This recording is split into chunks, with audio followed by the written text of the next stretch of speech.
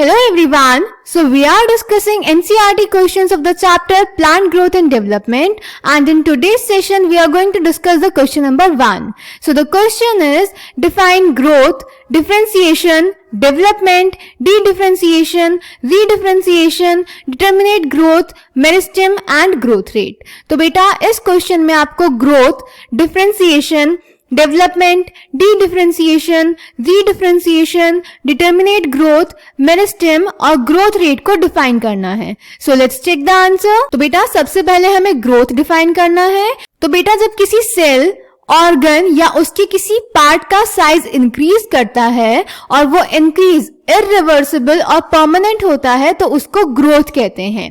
Growth में बेटा metabolic processes होते हैं जिसमें एनाबॉलिक प्रोसेसेस और कैटाबॉलिक प्रोसेसेस दोनों होते हैं. हमें पता है एनाबॉलिक प्रोसेसेस कौन से होते हैं, सिंथेटिक पाथवेज, और कैटाबॉलिक जिसमें किसी चीज का ब्रेकडाउन होता है, और इन सब को मिला के हम बोलते हैं मेटाबॉलिक प्रोसेसेस. तो ग्रोथ में मेटाबॉलिक प्रोसेसेस होते हैं और एनर्जी कंज्यूम होती है.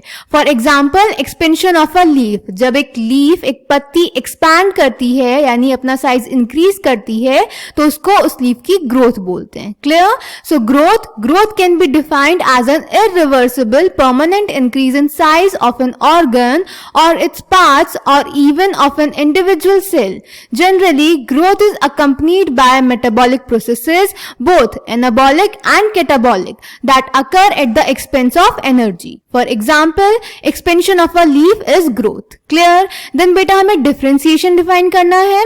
डिफरेंशिएशन क्या होता है? हमें पता है प्लांट के पास दो टाइप के टिश्यूज होते हैं, meristematic tissues and permanent tissues. Meristematic tissues वो होते हैं जो हमेशा डिवीजन शो करते हैं और परमानेंट टिश्यूज वो होते हैं जो डिवीजन शो नहीं करते और एक स्पेसिफिक फंक्शन परफॉर्म करते हैं. तो बेटा जब मेरिस्टेमेटिक टिश्यूज डिवीजन की एबिलिटी को लूज कर देते हैं, मैच्योर हो जाते हैं और कोई एक स्पेसिफिक फंक्शन परफॉर्म करने लगते हैं, यानी परमानेंट टिश्यूज में मैच्योर हो जाते हैं, तो इस फिनोमेना को, इस प्रोसेस को हम बोलते हैं डिफरेंशिएशन.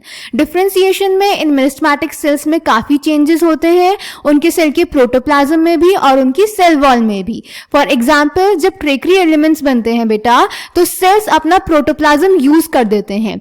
याद कीजिए जो वेसल ट्रेकीट्स होते हैं वो डेड एलिमेंट्स होते हैं. क्यों? क्योंकि उनमें प्रोटोप्लाज्म नहीं होता. और साथ ही साथ इन सेल्स में सेकेंडरी वॉल्स डेवलप कर जाती हैं जो कि स्ट्रांग होती हैं, इलास्टिक होती हैं और लिग्नोसेल्यूलोजिक होती हैं, यानी लिग्निन और सेल्यूलोज की बनी होती हैं. Clear? So differentiation, the cells derived from root apical and shoot apical meristems and cambium differentiate and mature to perform specific functions. This act leading to maturation is termed as differentiation. During differentiation cells undergo few to major structural changes both in their cell walls and protoplasm.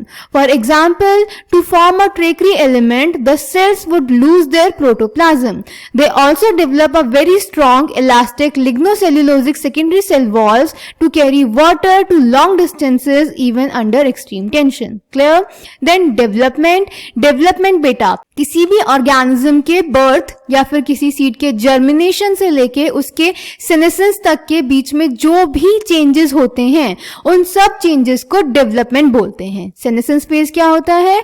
Senescence phase किसी भी living organism की life cycle का last phase होता है जिसमें उसके सारे metabolic processes slow हो जाते हैं. Clear? So development is a term that includes all changes that an organism goes through during its life cycle from germination of the seed to senescence. क्योंकि यहाँ पे प्लांट्स की बात हो रही है इसीलिए यहाँ पे जर्मिनेशन ऑफ सीड से लेके सेनेसेंस की बात की गई है. क्लियर?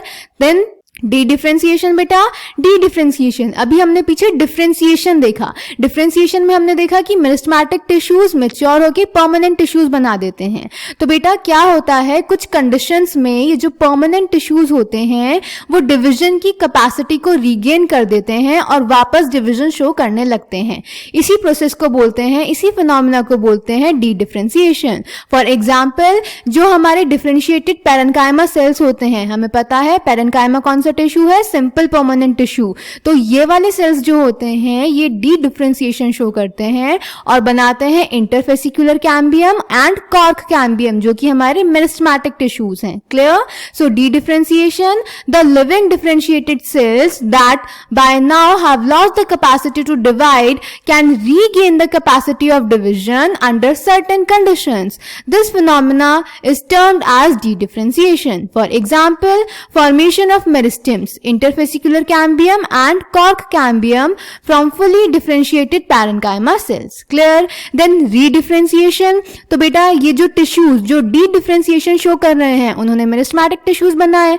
अब ये मेरिस्टेमेटिक टिश्यूज फिर से डिवीजन शो करेंगे और वापस से कैपेसिटी लूज कर देंगे डिवीजन की और फिर से मैच्योर हो जाएंगे और परमानेंट टिश्यूज बना देंगे। इस फिनोमेना को बोलते हैं redifferentiation. Clear? So dedifferentiated meristems or tissues are able to divide and produce cells that once again lose the capacity to divide but mature to perform specific functions. This phenomena is known as the redifferentiation. Example, secondary cortex. यानी जब secondary cortex का formation होता है तो ये redifferentiation से होता है। Clear? Then next is determinate growth. Determinate growth बोलते हैं बेटा definite growth को, यानी ऐसी growth जो कि एक certain time period के बाद रुक जाएगी। So determinate growth refers to the definite growth which stops after a particular period of time and after a certain growth. Then meristem हमें पता है ये plant tissues होते हैं। मेरिस्टेम हमारे मेरिस्टेमेटिक टिश्यूज का जोन है जहां पे हमेशा डिवीजन होता है, हमेशा ग्रोथ होती है by active cell division. Clear? So meristem is the zone of meristematic tissues which always shows the growth by active cell division. There are 3 types of meristems, apical meristem, intercalary meristem and lateral meristem. Then last is growth rate. Growth rate होता है बेटा कि एक unit time में कितनी growth increase हुई है। Clear? So growth rate, the increased growth per unit time is termed as growth rate. So I hope this question is clear to you. Thank you.